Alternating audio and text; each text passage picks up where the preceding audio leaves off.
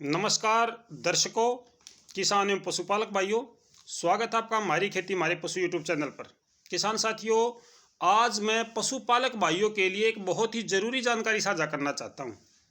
मेरे बहुत से पशुपालक भाई थोड़ी सी लापरवाही की वजह से अपने पशु में बहुत बड़ा नुकसान कर बैठते हैं और अपने पशु को खतरे में भी डाल देते हैं।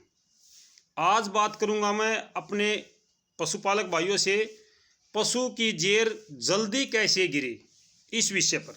कोई दवाई नहीं देनी आपने, सिर्फ थोड़ी सी सावधानी आपने रखनी है। और वो सावधानी किस प्रकार की है वो मैं आपको बिल्कुल तरतीब से एक सीरीज में बताऊंगा। जैसे ही आपका पशु ब्याने लगता है, सबसे पहला पॉइंट यहाँ से शुरू होता है।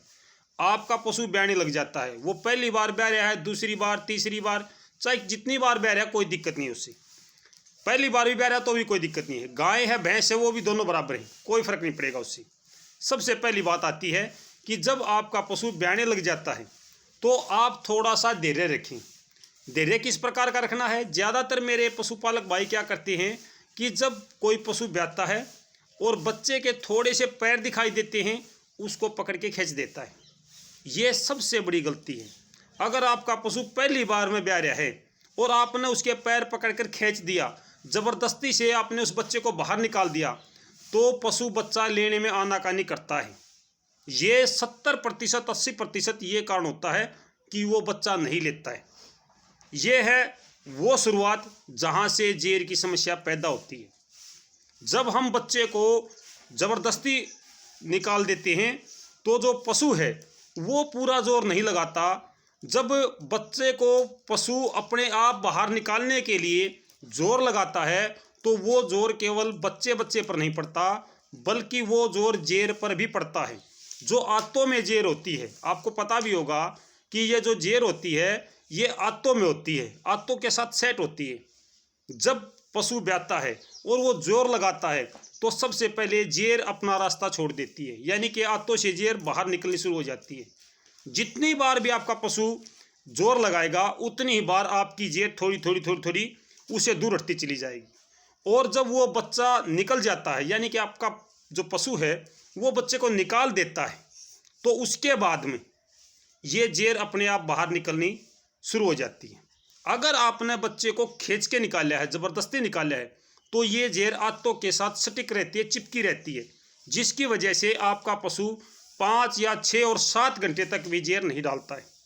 हम फिर दवाई देते हैं पशु को, या फिर हम डॉक्टर के पास जाके जेर को निकलवा देते हैं।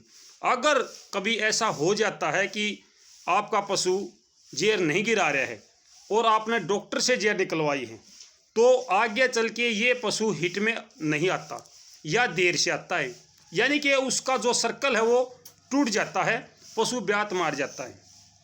दूसरा पॉइंट इसका, पहला पॉइंट है पशु को अपने आप ब्याने दें, उसके साथ जोर ज़बरदस्ती ना करें, आराम से बैठकर देखते रहें।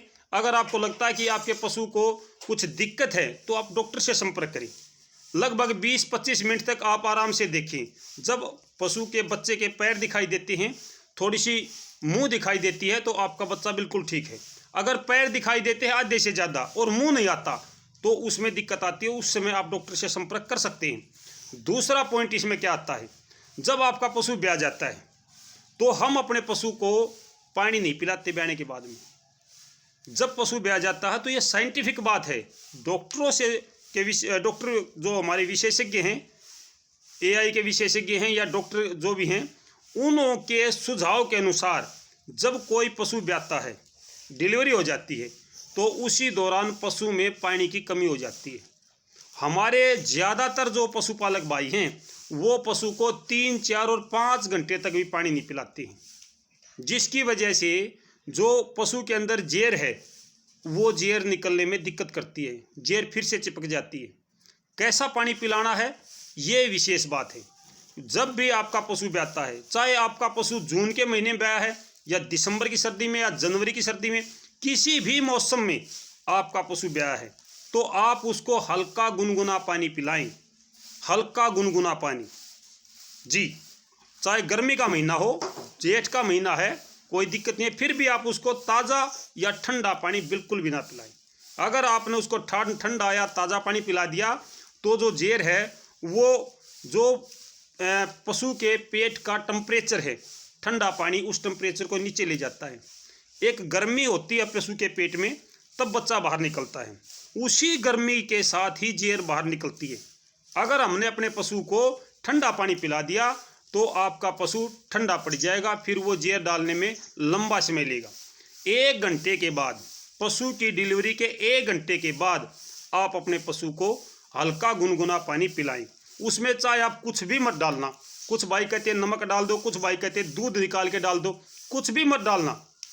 आपका पशु को ब्याने के 15-20 मिनट के बाद में थोड़ा सा गुड़ दें। उसके बाद में वो चारा खाएगा, थोड़ा सा चारा खाने के बाद में वो पानी पिएगा। उसके बाद में फिर पशु आपका बैठ जाता है और जेर निकलनी शुरू हो जाती है। सिर्फ 2 ही काम करने हैं। बच्चे को ज़बरदस्ती से नहीं निकालना है। पशु को आपने ब्याने के 1 घंटे बाद हल्का गुनगुना पानी पिलाना है, थोड़ा सा चारा खिलाना है। आपका पशु 2 और 3 घंटे में आराम से जेर गिरा देगा। आपको किसी प्रकार की दवाई की या किसी डॉक्टर की या किसी और चीज़ की ज़रूरत ही नहीं पड़ेगी। आपने कोई दवाई देनी ही नहीं पड़ेगी।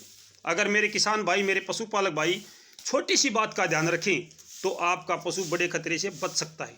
ऐसी ही जानकारी लगातार आपको इस चैनल पर मिलती रहेंगी। मैं सभी दर्शक भाइयों से प्रार्थना करूंगा कि चैनल को सब्सक्राइब करें और आगे भी कोई समस्या तो कमेंट बॉक्स में डालें। जो भी आपकी पशुओं से संबंधित समस्या है आप कमेंट बॉक्स में डालें। आपकी समस्या का समाधान करने की पूरी कोशिश की जाएगी। तो फिलहाल के लिए इतना ही। फिर मिलते, तब तक नमस्कार, जय हिंद।